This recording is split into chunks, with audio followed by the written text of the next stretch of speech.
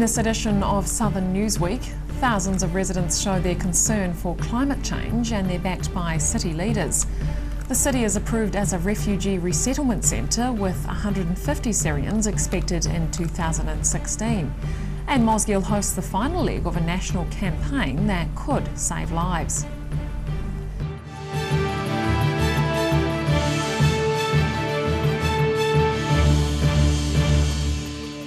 Kia ora, I'm Holly Buchanan. Thousands of locals have been rallying in public, urging the government to take a stronger stance on climate change.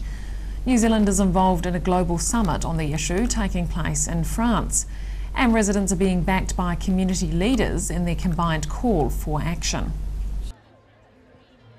Pounding the pavement as a united force, an estimated 2,000 to 3,000 people marched through the CBD yesterday, raising awareness about climate change and calling for action. The demand from the marches today and all around the world is that various governments set more ambitious targets for carbon emissions reduction. It's as simple as that. Protesters gathered in the Octagon for speeches, generating public awareness of the issues. The Mayor was among those addressing the crowd. He says locals can only do so much without support from people in power. Dunedin residents can make a difference in lots of ways, I guess, in the way they live. But if our government is not leading the way, it's very difficult to go in the other direction. Local authorities are leading by example with a range of city-based initiatives. But there's more pressing work ahead if concerns about the local effects of climate change are realised as anticipated. Council's doing a number of things: fossil fuel divestment, cycleway development, an energy plan, but the big thing that's going to come up is how we deal with the effects of rising groundwater and extreme climatic events on our low-lying areas. This event was one of 35 official marches in New Zealand and about 2,000 globally. They've coincided with the United Nations Climate Change Summit taking place in Paris. I think the government should be much more ambitious in what it has to offer in Paris. The global summit's expected to finish on the 11th of December, when locals will know whether their efforts have made a difference. Rosie Mannins, 39, Dunedin News. An international animal rights activist has been sharing her experience and expertise with locals. The American academic has taken part in this year's New Zealand Skeptics Conference, and she's been using one case in particular to attract attention. It was the case that horrified the world. When Cecil, the protected Zimbabwe lion, was purposely killed by a wealthy American trophy hunter, it sent a shockwave around the globe. One woman from the hunter's hometown in Minnesota has been in Dunedin speaking about the case and animal rights in general. The imagery and the stories of Cecil that arose after that, showing his family, showing that he had a life that he left behind, it just, I think, struck people to a core that before they knew it was happening, but there wasn't this specific face to put to it. She's been brought to the city by members of various local animal rights and activist groups. They're hoping her knowledge and experience resonates with and inspires residents. It's always interesting to hear from someone. She's got an academic background plus a hands-on background, which is a really unique combination. I know activists and I know academics, but she's the two rolled into one. We're really excited to hear from her. Dr. Sosha's a university lecturer and the force behind a couple of animal activist groups in the United States. She's been picking up on the challenges faced by her local counterparts in a country that prizes meat and dairy production. It's like they know they have their work cut out, but I've met some just very dedicated people who I think are doing wonderful work. Dr. Sosha's heading back to America, hoping she's left a lasting impression on Kiwis in support of animal rights around the world. Rosie Mannins, 39, Dunedin News. The government's recently confirmed it will establish a refugee resettlement centre in Dunedin. It follows a request from local support groups with backing from the Mayor and wider City Council. But advocates say the hardest part is yet to come. Dunedin Mayor Dave Carl preparing to welcome more than 100 refugees to the city. The government's chosen Dunedin as a place for asylum seekers to be resettled following a heartfelt request from the community. It's the right answer for the appeal that the community made to the Minister and the Department of Immigration, saying Dunedin has all the prerequisites for welcoming them, for supporting them, for integrating them into our community. So it's a great outcome. Local support for Dunedin becoming a resettlement centre has been growing in recent months. Steering groups have approached the council with evidence about how the city can accept and accommodate refugees. The Mayor says Dunedin's multicultural makeup is beneficial and having a resettlement centre will only improve that. There's been a lot of different types of people, different cultures represented in Dunedin, and they've all fitted in really well, and it really it lifts the city, it enriches the city. The government's been looking for another location to house refugees after increasing its quota in response to the Syrian crisis. Community advocates have been campaigning on Dunedin's behalf.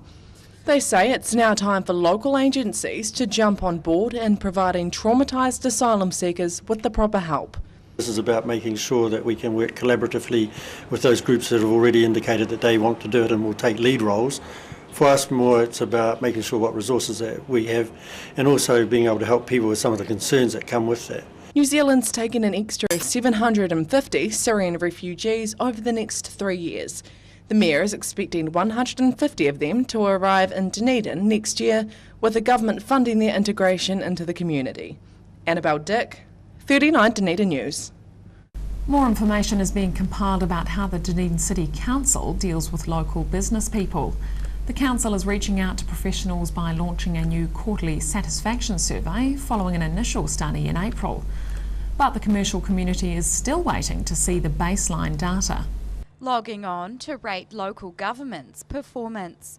Business people are now being surveyed by the Dunedin City Council each quarter. It's an effort by the council to further engage professionals and improve its handling of business matters. And that's being welcomed by the Otago Chamber of Commerce. As a result of this, hopefully we can move businesses forward, understand what their complexities are, understand what their needs are, and then try to focus on fixing those. And that might be around compliance issues, it might be around resource consents. The council says it's committed to being business friendly. It's asking professionals to rate their dealings with DCC staff over the past 8 months. Results will be compared with those from a baseline survey in April, but that information's not been released by the council. The survey is their data, but it would be great to be able to work with the council on this and Enterprise Dunedin. We have our own surveys that we run here as well, and there might be something that we can all work together on. But we're here to help and to help engagement. The council survey is anonymous and aimed at identifying room for improvement. It'll also reveal any changes since the April feedback. McGowan's eager to see how many professionals complete the survey, especially in the lead up to Christmas. Businesses they are busy, particularly at this time of year, which is great news. They're employing more people, slowly but surely is what they're telling us, but also that there's a lot of activity going on. So that's always good news. The council admits its business dealings haven't been well measured in the past, and staff are hoping this new initiative resolves that. It's part of the council's wider focus on improving the local economy. Rosie Mannins, 39 Dunedin News. A campaign to raise awareness about breast cancer is helping to normalise self-care among women. The New Zealand Breast Cancer Foundation's Pink Caravan made its final stop in Mosgiel this week after several months touring the country. And staff are pleased with what they're seeing in the community. Looking for lumps. This hands-on display is part of a nationwide breast cancer awareness tour, which has made its way to Mosgiel. Locals are being encouraged to learn the signs and symptoms of breast cancer using prosthetic breasts. It's aimed at opening up informal dialogue between experts and the public. So we're visiting rural New Zealand, and it's basically answering questions about anything to do with breasts, about breast awareness, about breast cancer treatment, screening programs, access to local facilities, support services in the local area as well. Discussing breast care can be difficult for some women, so the caravan is designed as a place to do so in private. More than 200 women in Southland and Otago will be diagnosed with breast cancer this year. It's a statistic that staff say strengthens the case for opening up discussion. Breast cancer is common, that's why we have a screening program, that's why we have organisations like the New Zealand Breast Cancer Foundation. You know, it's close to 1 in 9 women in their lifetime will get a breast cancer. Breast cancer incident increases with age. Women over the age of 50 have the highest risk of developing breast cancer, but all women 20 years and older are encouraged to be aware of their breast health. Mosgiel was the last stop on a 32-town tour, and staff are feeling pleased with what they've accomplished. It is actually a hard thing to measure as well, like any sort of health promotion. It's, you know, it's hard to measure how many people that you've spoken to, or even, you know, people seeing the van. It's enough to go, oh, well, I better organise that mammogram. So we actually haven't spoken to them, but sometimes just being here is enough. As part of the campaign, locals are also being asked to sign a petition. It's urging the government to extend the free screening age by 5 years. Ruby McAndrew, 39, Dunedin News. Still to come on Southern Newsweek, a sustainable development at a local college attracts a grant that's earmarked for a special purchase, and we take a look at some of the creative means social service agencies are using to help those in need.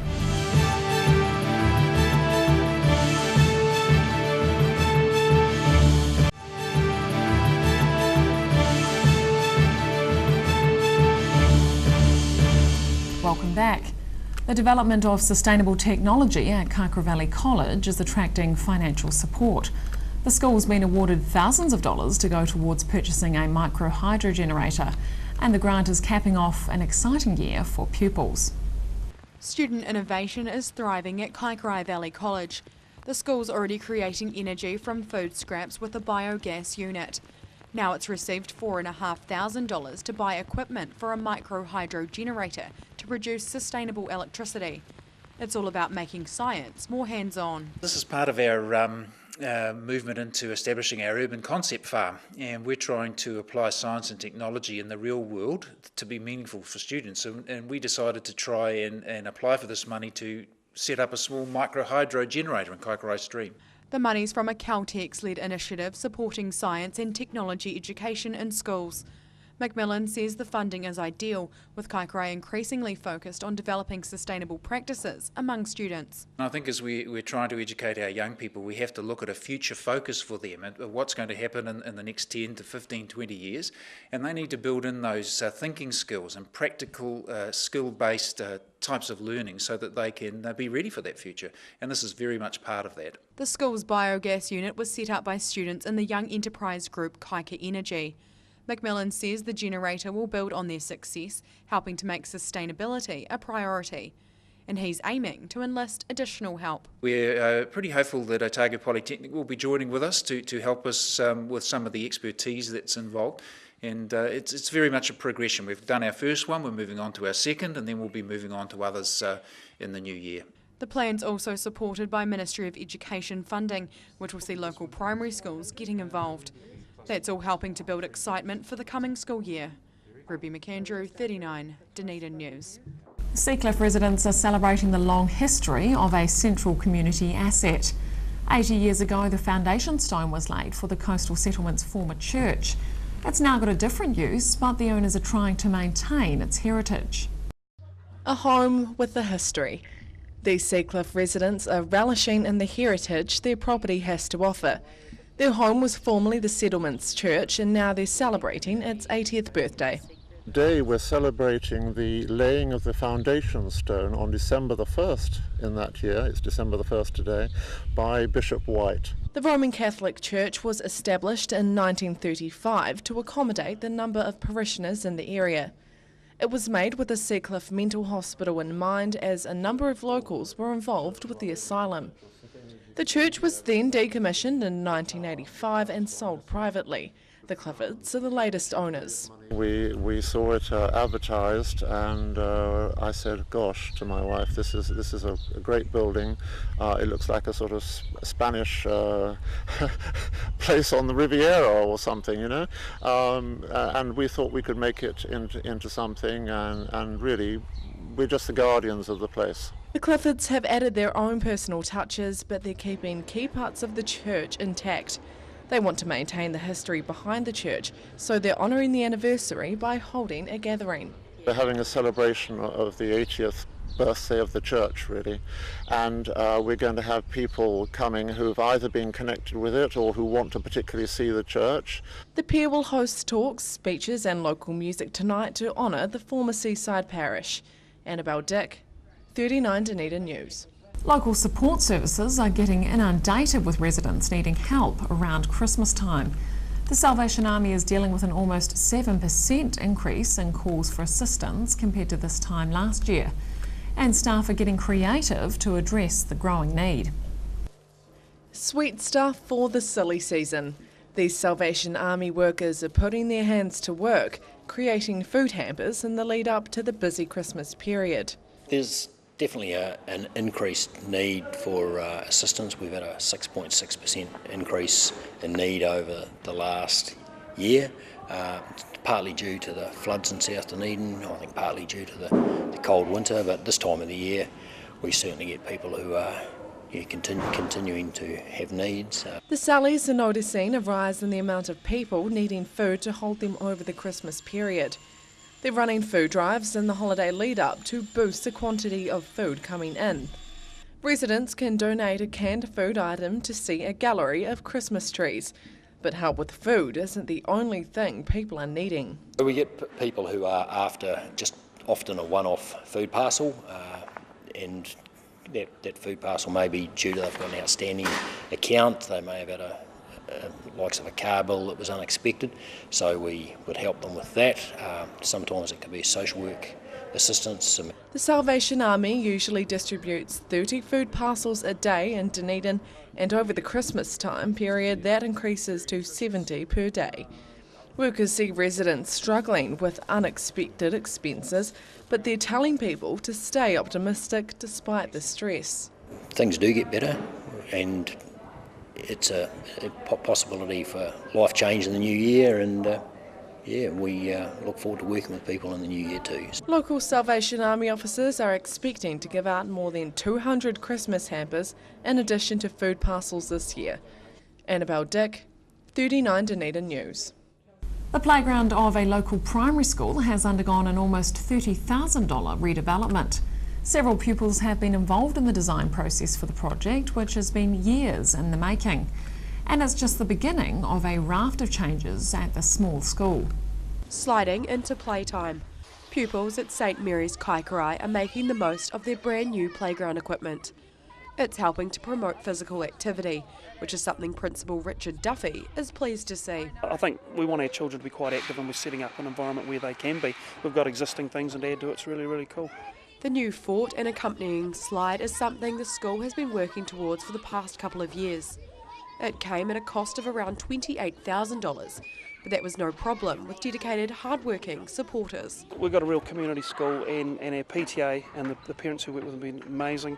We raised a lot of money through the PTA, and then also we're indebted to grant applications we put in, and what we received through the grant different trusts has been wonderful. So that helped cover the bulk of the cost plus what the PTA put forward. The slide was manufactured locally. So far, it's been hard to get the school's 30 pupils off the new equipment. Duffy says that's unsurprising, considering the children had a hand in its design. Got a couple of computer web-based programs we use, and they could virtually, almost like architectural work, copy in and create something look quite similar. So I think it's just great for them, the whole process at the start, and seeing it now going. I think some of them are quite surprised by it all, and we are a bit too, but it's great to have this part of it done. The school's playground redevelopment isn't over yet, with plans to repaint some old equipment and build a climbing net. It's hoped the remaining work will be complete by the end of term, giving pupils, present and future, plenty to look forward to. Ruby McAndrew, 39, Dunedin News. And just ahead on Southern Newsweek, hundreds of children celebrate their efforts in keeping their peers safe outside schools over the past year, and we find out which local school is celebrating the launch of an album.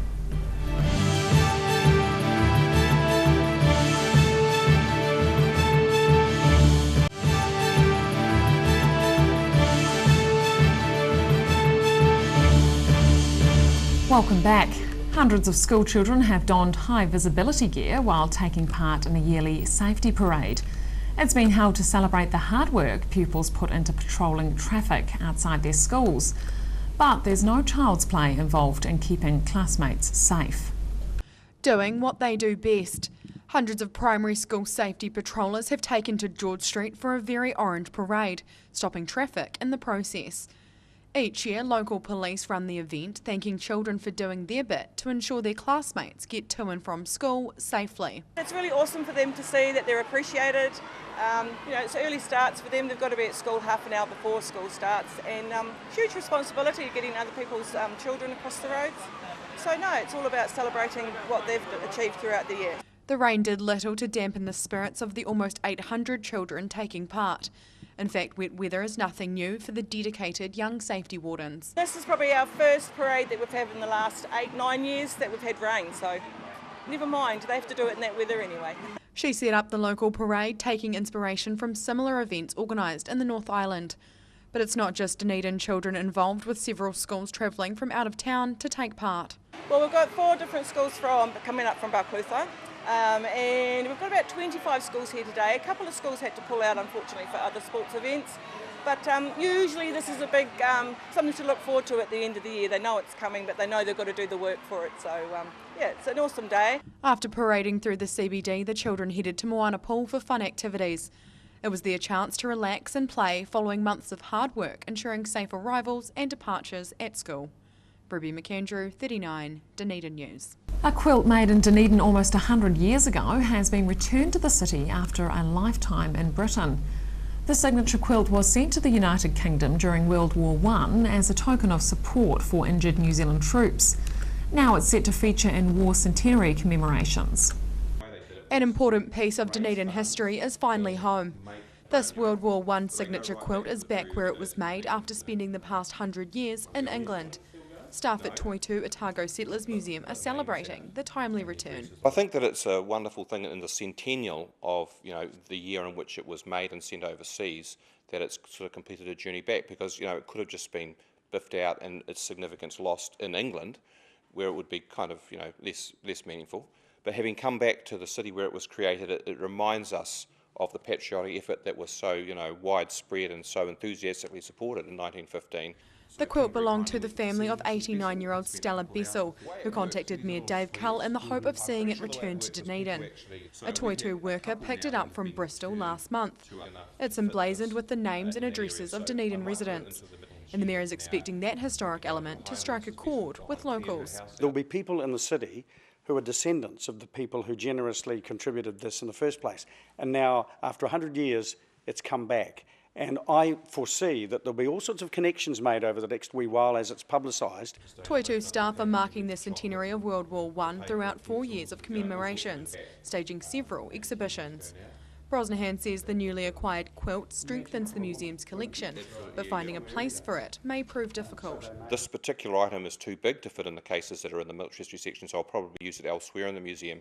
But we have exhibited a couple of our signature quilts from the existing ones that we have as part of our war commemorations, and we will probably use this at some point over the next few years too. He says it's not common for things to be repatriated from Britain, and he's pleased the quilt has bucked the trend. Ruby McAndrew, 39, Dunedin News. And finally, local school children are celebrating the launch of their very own album. Port Chalmers school pupils had the help of a local musician in turning a class project into a hands-on learning experience. And now they're reaping the rewards. Singing to celebrate months of work. These Port Chalmers school pupils are showing off the album they've been creating over the past few months as part of a school project. Today this is the end of our inquiry learning, which was making a new school CD. The children have been working on it for 1.5 terms, and so this is just a celebration of all their learning. The Year 3 and 4 pupils have been getting a real-life look into how the music business works. They fundraised several $100s for production and recording costs and created cover art themselves, while also promoting the album. It's been an experience they've loved. My favourite part was all of them, because I didn't really have a favourite part. I just enjoyed the process of being able to make a CD. Like decorating the booklets and the CD disc art, because we all got our own opportunity to do some drawing. The Chills musician and teacher Robert Scott helped in the creation of the CD. He wrote songs with the children based on topics covered in class over the year. He says the projects let them wrap their heads around music and aided in their general learning. Creative process, and especially making music, is I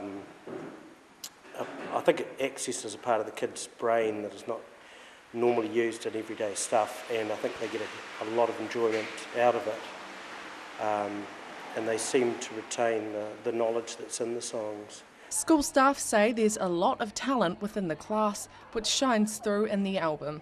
They're hoping listeners appreciate the unique effort that's gone into it. Annabelle Dick, 39 Dunedin News. And that's all for this edition of Southern Newsweek. Please do visit our website, dunedintv.co.nz, where you can download Southern Newsweek and watch individual clips of 39 Dunedin News or webcast the show. I'm Holly Buchanan. Thanks for watching.